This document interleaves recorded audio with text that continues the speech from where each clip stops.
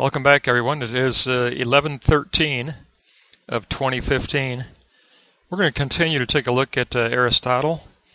We just finished his treatise on the Nicomachean Ethics, which was a fantastic lesson. We're now going to take a look at his Posterior Analytics. Basically, we're going to look at Book 1. There are actually two books. We're going to look at Book 1 of the Posterior Analytics, and it deals with what is the logic that unfolds after we hear the Iodized Forms. And Aristotle does describe it as hearing the forms, not seeing the forms, but spiritually hearing the Iodized Forms. What logic unfolds after we hear the Iodized Forms? This is what Posterior Analytics addresses. We're going to take a look at it in 3 moments, but just remember that it is fundamentally, if you want to integrate it with our previous lesson on the ethics, it deals with the logic that unfolds after the Iodized Forms are acquired by the intellective soul and are acquired as a hearing, as a spiritual hearing or a hupakuo. So after the moment of hupakuo, spiritual hearing, and the acquisition of Iodized Forms, what logic of necessity, because the Iodized Forms are self-actualizing, what logic of necessity takes place? And this is what he calls his Posterior Analytics.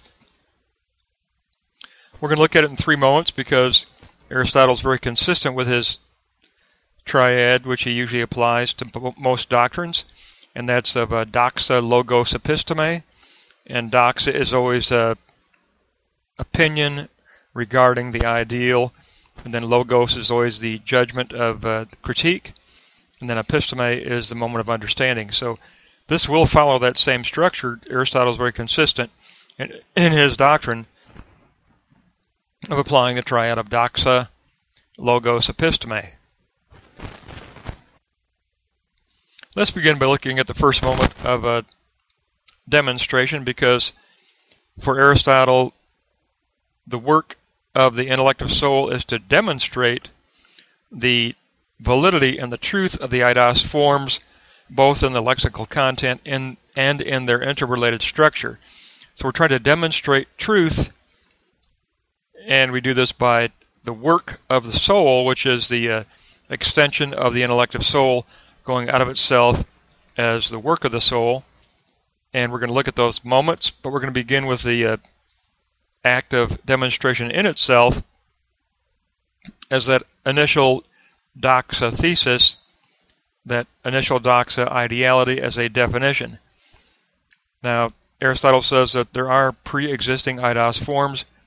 Our definition of the Iodized Forms as first principles always begins with pre-existing knowledge. We don't start at zero. We always have a pre-existing knowledge. We have a memory of some pre-existing forms we've already acquired. We have a memory, a workspace that already holds some pre-existing first principles, as even at the level of force. And so we do have pre-existing knowledge, pre-existing principles, pre-existing forms, and pre-existing force. Now, note 2, sentient perception. We begin demonstration by perceiving objects, where we will acquire those Iodized forms. We seek to determine the Iodized Forms through examining the object's act of causation and the attributes that are revealed in the objects that are presented to us. And it will follow a triad. This methodology will follow the triad of doxa, logos, episteme, which is the triad of demonstration and pretty much the triad of every doctrine that Aristotle covers. Doxa is our proposed definition of the Iodized Forms. Logos consists of the axioms of judgment that critique our model, and episteme is the conclusion of our understanding. So it's form, judgment, or form, critique, understanding. Form, critique, understanding. Now note 4, scientific. Aristotle considers his first philosophy as scientific because it is the acquisition of knowledge and the acquisition of truth through syllogism, and because it is the acquisition through syllogism, it qualifies as science. For Aristotle, and for many who took up Aristotle's philosophy later, I can specifically think of one, Franz Brentano. This first philosophy, because it does work through acquiring knowledge as syllogism, is science. It is science. It is first philosophy is science. For Brentano, it was psychology as empirical science. It is science. It is scientific. Now, the first principles, the premises, or the first principles of our definition must be primary and immediate for Aristotle. And the Iodized forms are acquired by examining the causation of the objects we face and perceiving the object as enclosing both a universal and a veil of the particular that encloses that universal. So when we view reality, we view everything, and we can go ahead and bracket thing. We observe everything or every object within our historical reality as a thing that is veiled by particularity, but it encloses a universal Iodized form, a universality of an Iodized form. We also look at our event, our historical event, as containing a universal overarching genus form that encloses all of the particularity of the event. So it can be applied at the communal level and at the individual object level. And this is important to understand because later we're going to find out that Aristotle's adamant about saying that we need to do this work through the overarching continuity of an enclosure of a singularity that encloses a multiplicity, and that means a singularity of genus. We'll get into that in a little bit. But initially with the Iodized forms, we're looking at the objects themselves, the things. The things are particularities that veil a universality of an Iodized form. And it's acquired by examining their causality. Now, the Greek proteros is the Greek concept for this superior Iodized form, and it is the form that comes earliest or earlier. It's the first principle. And they are defined as first principles. In other words, they are the forms held in the divine. They are the eternal forms that are held in the mind of God, and they are also intrinsic or immanent within the thing itself. But they are the first principles. They are the first principles of the ideal. Now, condition our thesis definition, and this is key because Aristotle tells us that the grasping of these Iodized forms and the shaping of these Iodized forms into a Iodized form model is simply a condition for learning. We need to look at this as a condition for learning. It's all about reaching episteme for Aristotle. Our goal is to reach understanding. So it's all about the subject. It's all about reaching episteme. It's all about truth in the realm of spirit, truth in the realm of subjective dialectic for Aristotle. Now, one key thing to look at here, which is kind of important, if you look at this note on 9, higher, not absolute, I love this because I think there's a lot of confusion on this point. Our first principles don't immediately acquire the absolute. Our starting point is never to grasp like the perfect Iodized form. We grasp a probability. We grasp a close approximation of the first principles. We grasp a first approximation of Iodized form for a thing, but it's never the perfected, absolute, primary, universal. It's never that perfected. Initially, it's a starting point for learning. That's the key. It's a starting point for learning. And so Aristotle says the only criteria is that we begin with a higher knowledge of the Iodized forms that's going to be surpassed and transcended by the conclusion that we are aiming toward. So in other words, as long as it's a progression toward the refinement of the Iodized forms, that's the process. We don't start out with perfect Iodized forms. We start out with probabilities, with a posited possibility of the true, which we want to perfect, and we want to gain a better and better acquisition of the perfection and the absolute universal of these Iodized forms. So we don't begin with the absolute. We begin with probability. So that's the beginning. We never begin with the presupposition that our lexical network of iodized forms are the true, and we refuse any challenge. We can't refuse any challenge because they need to be open to the de Kunta threshold that Aristotle always proposes, which is what? It's the dialogue threshold where we bring our supposed truth to for dialectical and reciprocal dialogue with others who also are engaged in seeking the true and the good. So the de Kunta threshold is central for Aristotle at every level of this triad. So we can't say that we absolutely grasp the absolute universality of an iodized form, because as soon as we engage in dialogue at the de Kunta threshold, we're already asking for refinement. We're already seeking intersubjective refinement. So this is important to understand, that we begin with a process of learning. We form a probability of a sign model with our iodized forms as an initial positing that seeks to be refined as a process and a condition for learning. So it's all about a teleosis of note 10 of eventually becoming better acquainted with the first principles. We simply seek to become better acquainted with the first principles that we begin with. We want to refine them and become better acquainted with them.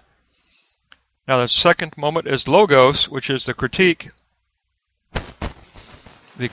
of the properties of genus. There is something prior to science.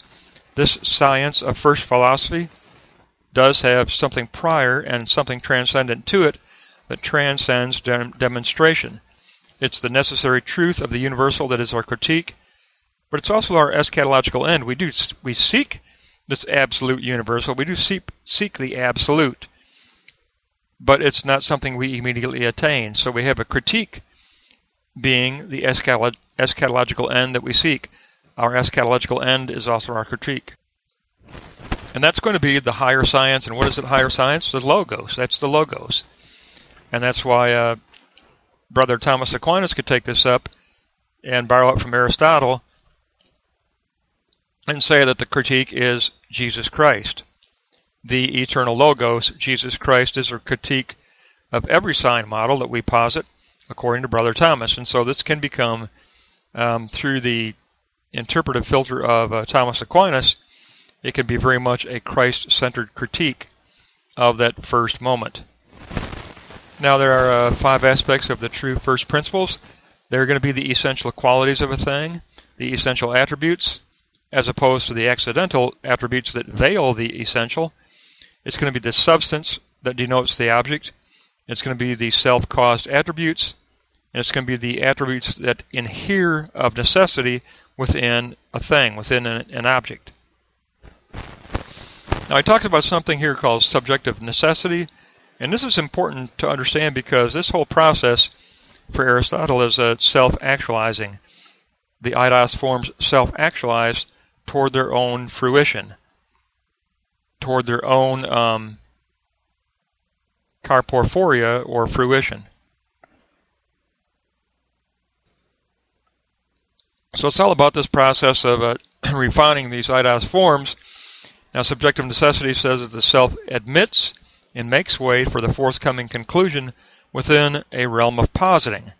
So at this stage, we're receiving critique from the logos. We're also preparing our workspace of the realm of positing, where we will posit our notion of the true, that we wish to transfer into practical application. But before we enter the practical, we must posit the true in this realm of positing. So we make that realm ready at this stage, and we employ the 3 A's of attributes, axioms, and all-inclusiveness. Our iodized forms are based on the essential attributes. The axioms of inner signification are used as critique, as middle term. They're going to be the axioms of the inner signification of logos. Those are going to become the middle term critique. And then our demonstration and conclusion will evolve through a single genus, overarching genus enclosure. There is a holistic genus that encloses all multiplicity. So what are these axioms of inner signification? This is key. There are 5 aspects. They are the middle term that grounds our demonstration. They demonstrate the eternal. Again, the logos of Jesus Christ could apply here. The goal is to reach a conclusion of everlasting application in order to transition into the practical realm of phronesis and praxis. And there are special principles of the supreme knowledge, and that's going to be the supreme science, and that's going to be the logos. And by employing the critique of the logos, we can move on to a moment of deduction, and we can deduce the conclusion and the understanding that will result. So these axioms are axioms of higher causation based on logos. Axioms of higher causation based on logos. Now, some of the axioms we're going to have are going to be based on our prior knowledge, because prior knowledge will imply previously demonstrated principles. So we do have some axioms already stored away in our workspace from previous work. Common principles acquired through analogy exist here, and we employ them in order to formulate a posited hypothesis of the true in that realm of positing. And at this stage, what we're doing is we're applying structure to the Iodized forms that we acquired in the first moment. We're applying a structural modification of the lexical network of Iodized forms. So we move on from lexicon to structure. And the pre-existing principles that we will employ will be the elementary principles belonging to the science of first philosophy itself. First philosophy has principles of its own that we employ, and the previously demonstrated principles from prior knowledge will also be available. So in this moment, we are transitioning from lexical definition in the first moment to structural hypothesis. So we're moving out of definition and into true hypothesis of our notion of the true. Now we're going to form a hypothesis, and Aristotle says when we form a hypothesis, we enter into the realm of the propositional. We start forming propositional truth, and we posit propositional truth, which talks about what? Structure. How are the Iodized forms structured in an interrelated reciprocal relationship of an overarching singular genus of structure to enclose this multiplicity of Iodized forms. So this is the structural stage. So if we employ and combine lexical network in 1 and structural genus in 2, then those two together can be synthesized to become the episteme moment of understanding. That's going to be the third block, demonstration as propositional hypothesis or episteme. And we're given 6 aspects. It's a dialectical methodology. Structural modification occurs through the dialectic of unified thought. And here you go. Like I said, the de Kunta threshold applies at all 3 moments.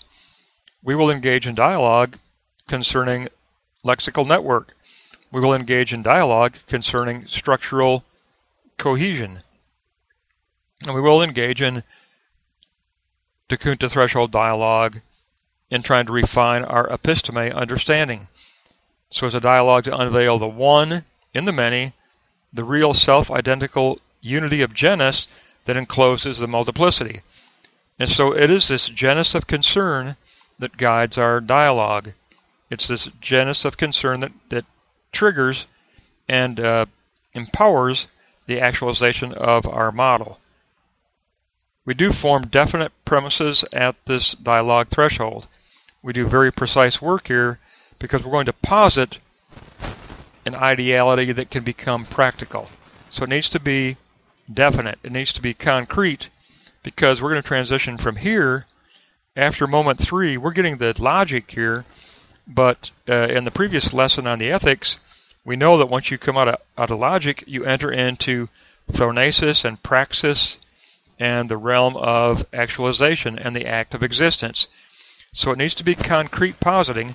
We're positing the concrete. The realm of positing is an internal externality. It is external reality. and it is the true, more true than actuality. It's the hoped for actuality. Now, this is a moment of hypothesis. Through dialectical premise formation, propositional hypothesis is formulated. We attempt to formulate a demonstration of structural causality between the reciprocating eidos terms. And our demonstration is always conditional knowing. It's always probable. It's never absolute. The absolute is beyond conceptualization. It simply is the third moment that's going to drive us right back into a repetition of the first moment.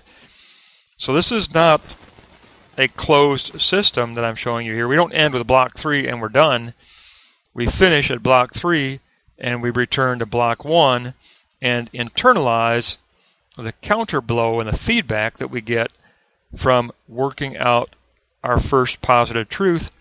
How does that become practical? How is that received? How is it refined? And then what is the return? What is the criticism? How does that criticism evolve in dialogue at the Dekunta threshold and drive us back into the first moment of revising our lexical network, and then revising our structural enclosure, and then revising our third moment to a brand new higher level of episteme understanding. So it is a triad of Doxa-Logos-Episteme, which is, by the way, a universal triad for Aristotle. If you want to just tuck that away for your future reading of Aristotle, he pretty much sticks to that structure of a doxa opinion, logos critique, and episteme understanding. And it's always the doxa opinion is always, because it is doxa, which is glory, it's always opinion of ideality. It's the ideality being critiqued by logos structure, which is the higher science, and then the higher science critiques our ideality, which is a probability, and we refine it through that higher science of logos in order to reach understanding as episteme. And from a Christian perspective, Brother Thomas Aquinas says that the doxa opinion is critiqued by Jesus Christ. He is the living logos. Therefore, the authority of Scripture, which encloses the eternal logos, critiques our ideality as doxa ideality. Our proposed doxa ideality as to this is the kingdom of God gets critiqued by the incarnate logos within Scripture, and then through that refinement we reach a higher level of episteme understanding. So it does apply very directly to Christianity. Brother Thomas Aquinas tells us time and time and time again that Aristotle did teach the truth, and any truth that is actual real truth is always God's truth. Now obviously falsehoods or fictions aren't going to be a part of that, but anything that is actually true, that is the true, and recognizes the true, according to Brother Thomas Aquinas, it is God's truth. All truth is God's aletheia truth. So this triad is taken up almost absolutely in its exact same framework as we've discussed right here, and applied directly to Christianity. So it gives us a great look, and that's going to wrap up Book 1, the treatise on posterior analytics.